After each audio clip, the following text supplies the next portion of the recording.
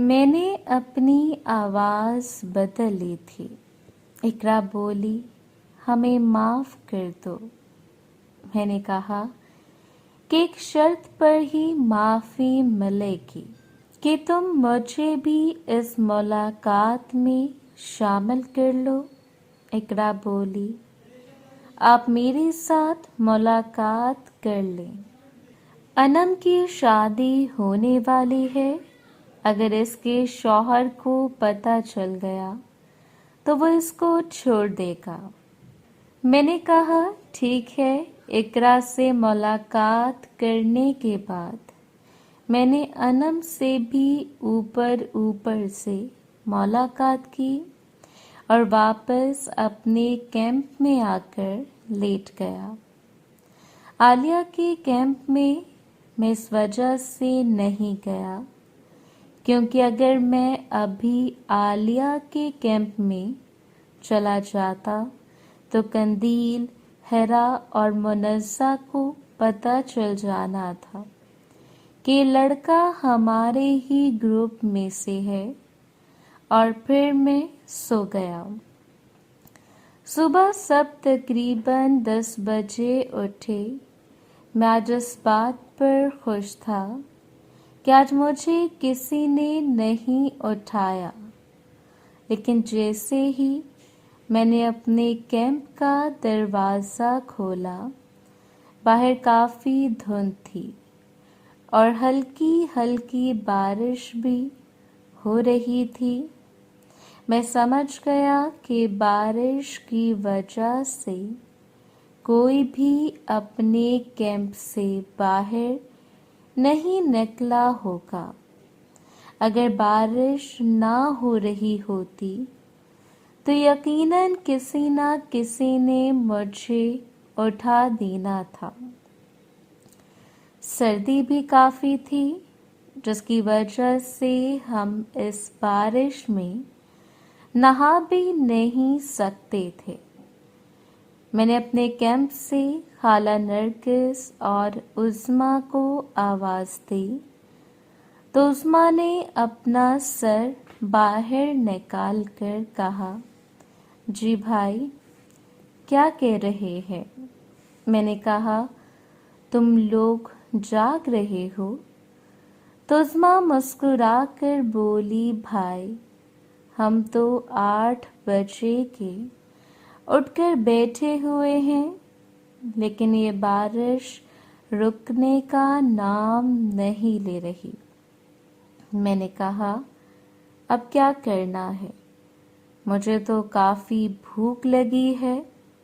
عظمیٰ بولی، بھائی، بھوک تو سب کو لگی ہوئی ہے۔ ابھی میری باجی حدیقہ سے بات ہوئی ہے تو وہ بھی یہی کہہ رہی ہیں کہ سب کو بھوک لگی ہے۔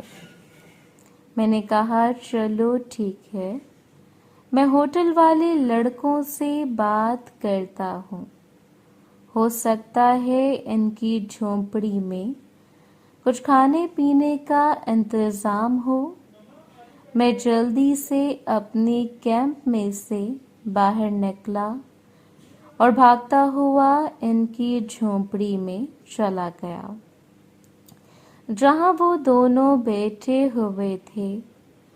میں نے جا کر ان کو سلام کیا اور کہا، ہم نے کھانا بنانا ہے کیونکہ سب کو بھوک لگی ہے اور باہر بارش بھی ہو رہی ہے، اس لیے ہم باہر ناشتہ نہیں بنا سکتے۔ اگر آپ ہمیں اجازت دیں تو ہم آپ کی جھونپڑی میں اپنے ناشتے کا سامان لے آتے ہیں اور یہاں ناشتہ بنا لیتے ہیں۔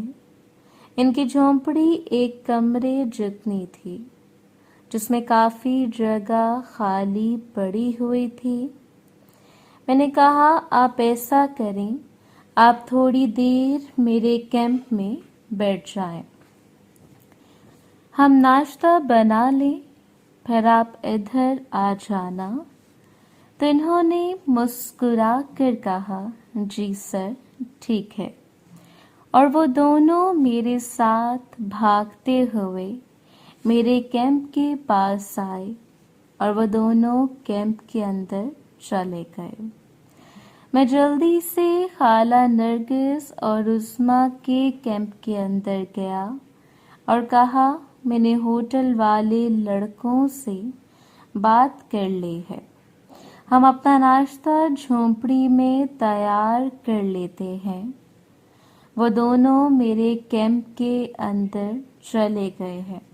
عظمیٰ بولی بھائی ناشتے کا سامان باجی حدیقہ کے کیمپ میں پڑا ہے، آپ ایسا کریں باجی حدیقہ کے کیمپ میں جائیں اور سامان اور باجی حدیقہ کو لے کر جھونپڑی میں آ جائیں، ہم بھی وہاں جاتے ہیں۔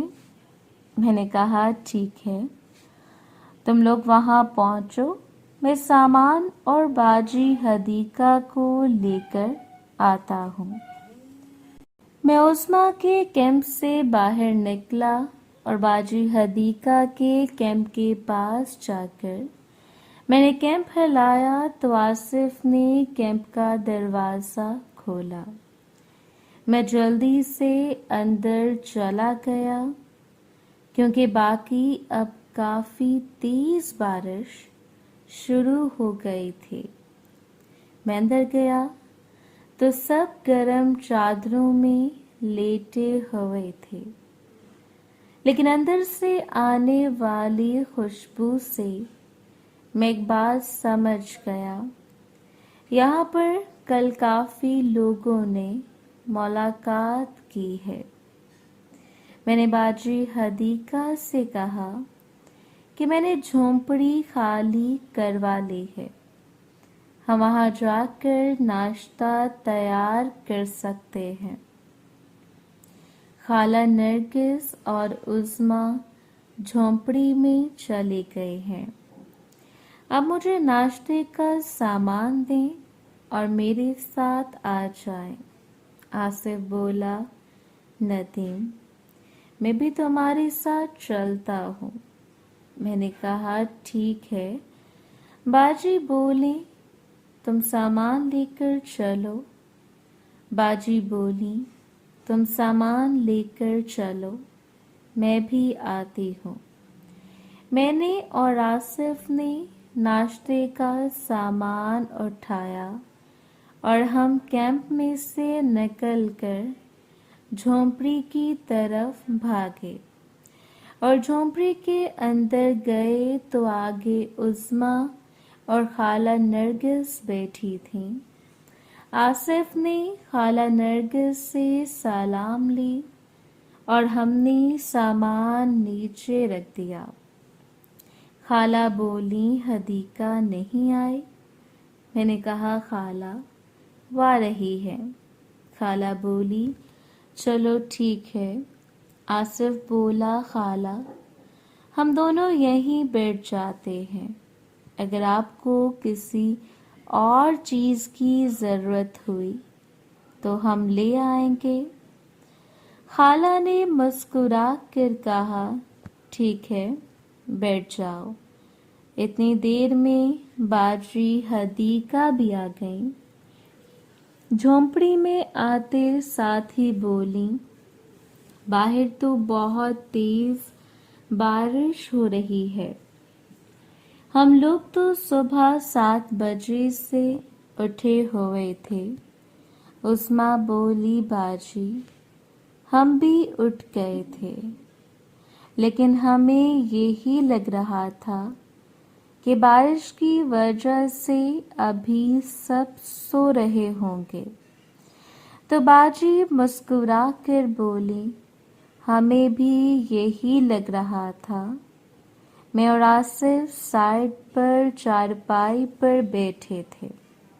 باجی بولی سامان تو سارا آ گیا ہے، اب آگ کیسے جلائیں گے؟ ہمارے پاس لوہے کا ایک چھوٹا سا چولہا تھا جس کے درمیان میں لکڑیاں جلا کر کھانا بنایا جاتا تھا۔ میں نے ارد گرد دیکھا تو مجھے ایک چارپائی کے نیچے تھوڑی لکڑیاں ملیں۔ میں نے کہا باجی یہ لکڑیاں یہاں پڑی ہیں، تو باجی بولی یہ تو ہوٹل والوں کی ہوں گی۔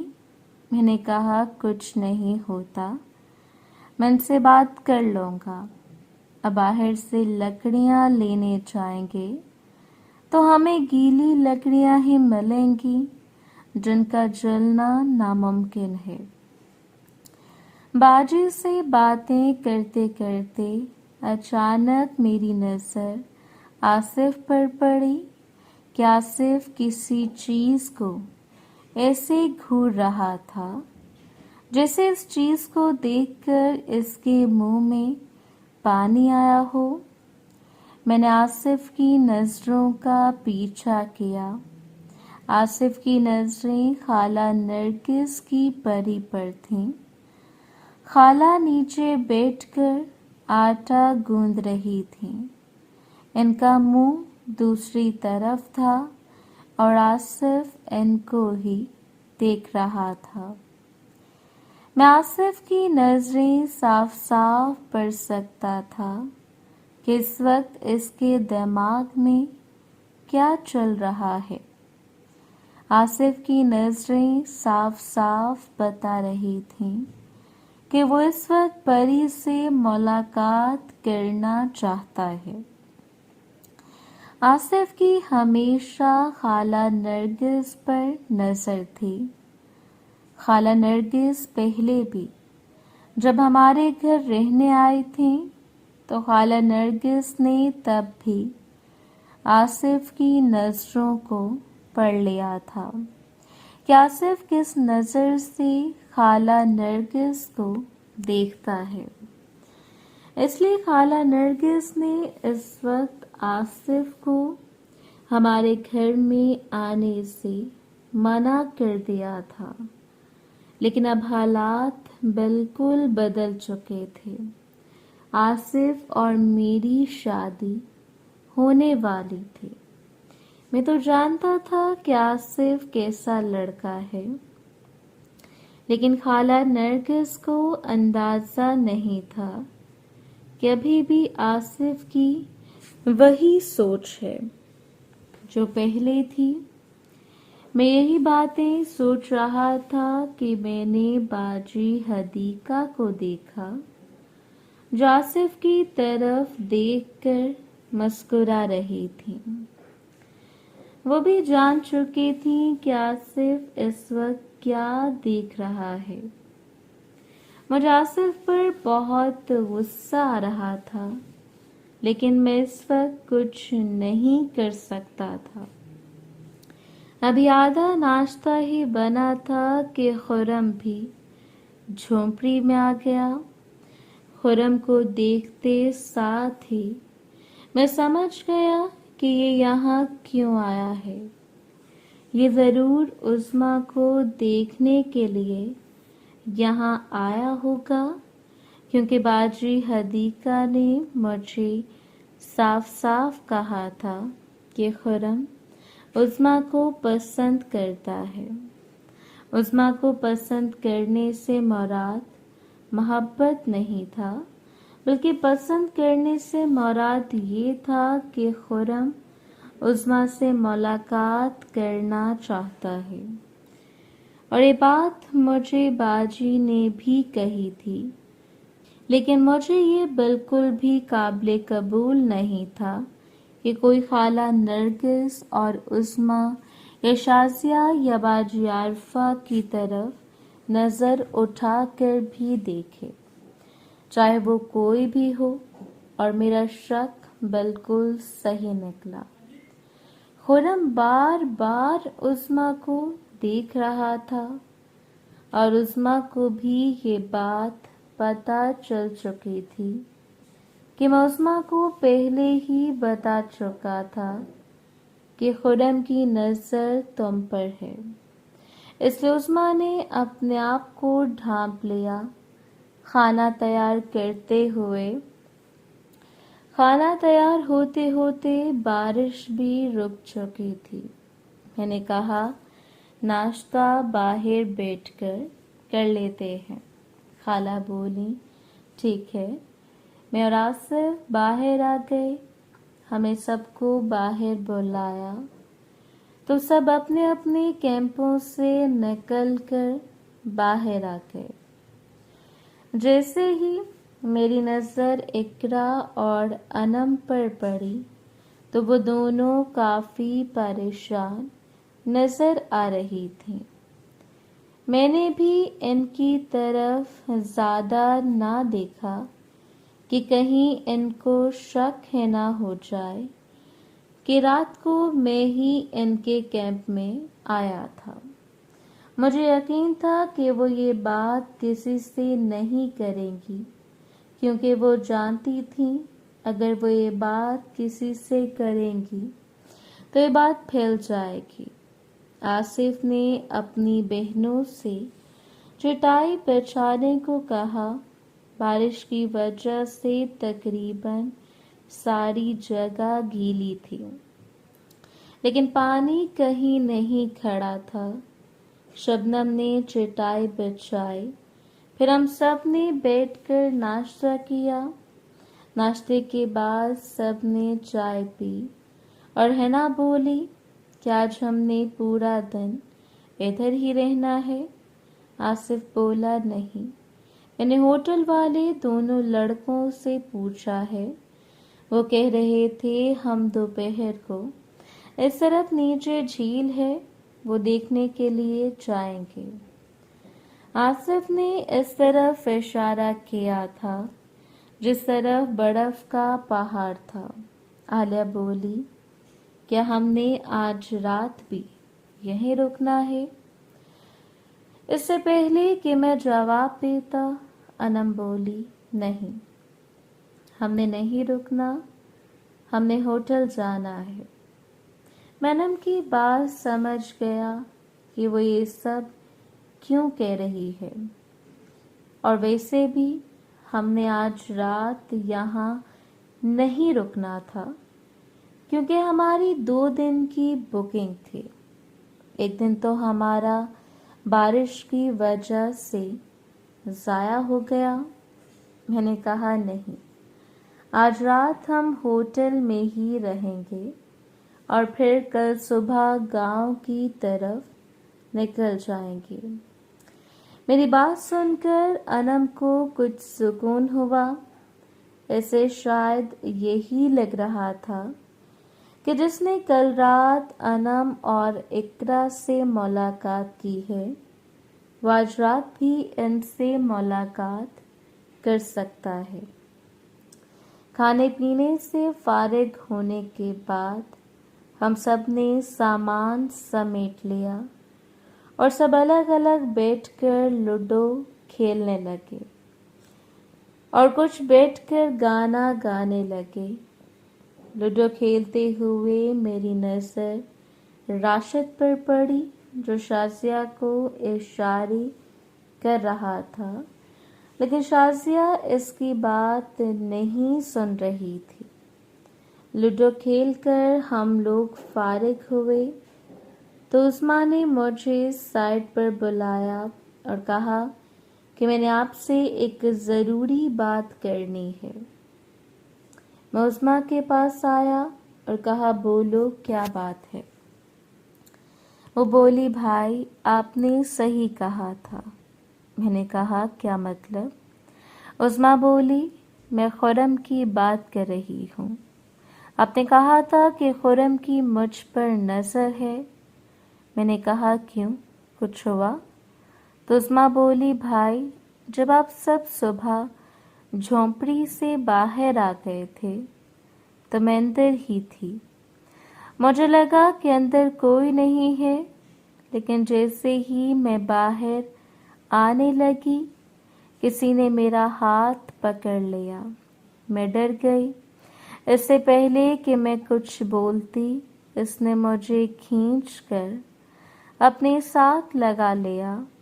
میں نے اس کا چہرہ دیکھا تو وہ خرم تھا جو میری طرف مسکرا کر دیکھ رہا تھا۔ میں نے اس سے کہا ये क्या बदतमीजी है, छोड़ो मुझे। तो उसने कहा, उस्मा मैं तुमसे प्यार करता हूँ। और इसके साथ ही इसने अपने हाथ परी पर रख दिए। मैंने कहा, फिर तुमने क्या किया? उस्मा बोली, भाई मैंने और क्या करना था, मैंने इसको थप्पड़ लगा दिया और बाहर आ गई। मैंने कहा, बिल्कुल ठीक किया तुमने, लेकिन ये बात अपने और मेरे दरमियान ही रखना और खाला नरगिस से हरगिज ये बात मत करना। उस्मा बोली, जी भाई बिल्कुल ठीक। और ये बात कहकर वो चली गई और मैं सोचने लगा कि ये सब बाजी हदीका खुरम से करवा रही है, क्योंकि शायद वो चाहती हैं कि मैं इनसे मुलाकात कर रहा हूँ, तो इनका भाई भी उस्मा से मुलाकात करे। मोहतरम नाज़रीन और सामीन, इस कहानी का बाकी हिस्सा अगली आने वाली वीडियोस में पेश किया जाएगा। अगर आपको ये वीडियो अच्छी लगी तो वीडियो को लाइक और हमारे चैनल को सब्सक्राइब ज़रूर करें। शुक्रिया।